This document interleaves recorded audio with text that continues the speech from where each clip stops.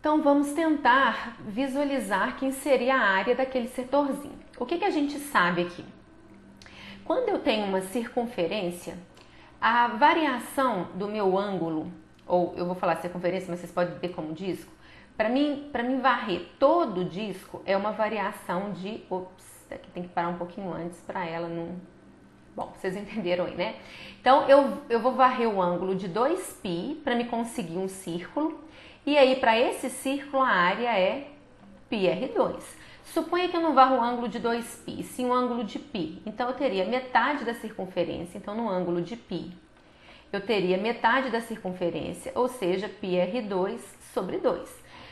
Se eu quero aqui, não o ângulo de π, mas eu quero varrer a minha circunferência até o π sobre 2. Tá fácil, né? Então, se eu varro o ângulo só de π sobre 2...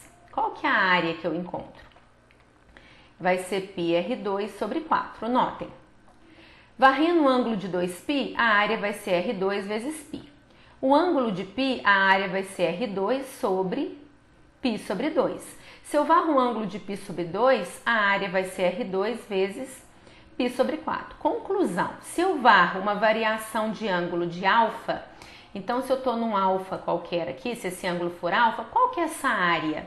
Com certeza vai ser alfa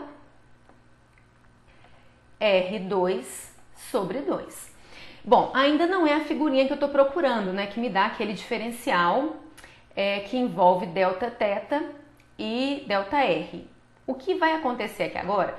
Que eu vou inserir um outro setor. Deixa eu achar ele aqui. Então, olha só. Suponha agora que em vez da área eu queira procurar agora a área daquele setor ali, ou do anel, aquela outra área que eu vou chamar de área 2. Então, quem seria, por exemplo, quando eu ando de 2π? Quem seria a área desse anel circular aqui, ó? Bom, se esse anel circular tem raio R, e vou chamar, por exemplo, aqui, vou colocar R1, tá? O maior tem raio R1. O que eu faço para me achar a área só desse anel circular?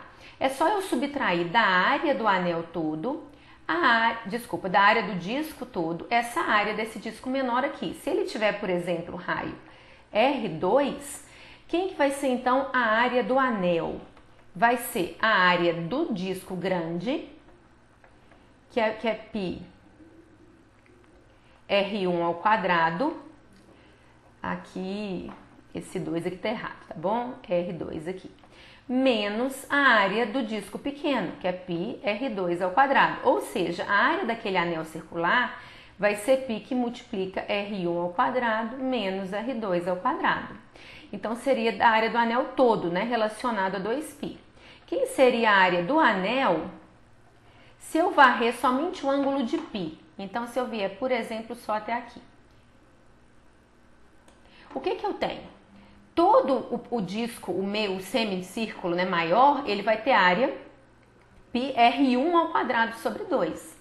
O menor vai ser π R2 ao quadrado sobre 2. Se eu fizer o maior menos o menor, eu vou ter exatamente a área daquele pedaço de anel, só que o que a gente sabe, já que um é π R1 ao quadrado sobre 2 e o outro é π R2 ao quadrado sobre 2, a área do anel, quando eu varro o ângulo π, seria π sobre 2, que multiplica R1 ao quadrado menos R2 ao quadrado.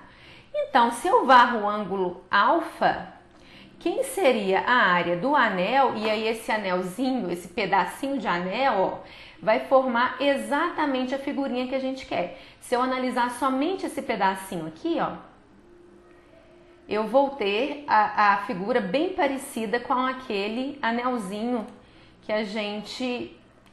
com aquele pedacinho, né, aquela regiãozinha, ó. Quando a gente divide a região por seções polares, olha. Então, aqui eu tenho a variação e aqui eu vou ter a variação de R e a variação de θ, né? Então, vamos voltar lá. Quem vai ser, então, essa área aqui, já que eu estou procurando diferencial de área, né? Vai ser o alfa sobre 2 e Então, nós teríamos o R1, que é o raio do maior ao quadrado, menos o R2, que é o raio do menor ao quadrado. Então, isso aqui, ó, seria, então, a área de quem? Vou tentar replicar aqui, ó. Essa variação de ângulo aqui, ó, é alfa, tá? Aqui é alfa e aqui é alfa, seria a abertura igual. Aqui nós teríamos, do centro até aqui, nós teríamos o R2, né? Do centro até aqui nós teríamos R1. Então, aí nós teríamos essa areazinha dada por essa fórmula.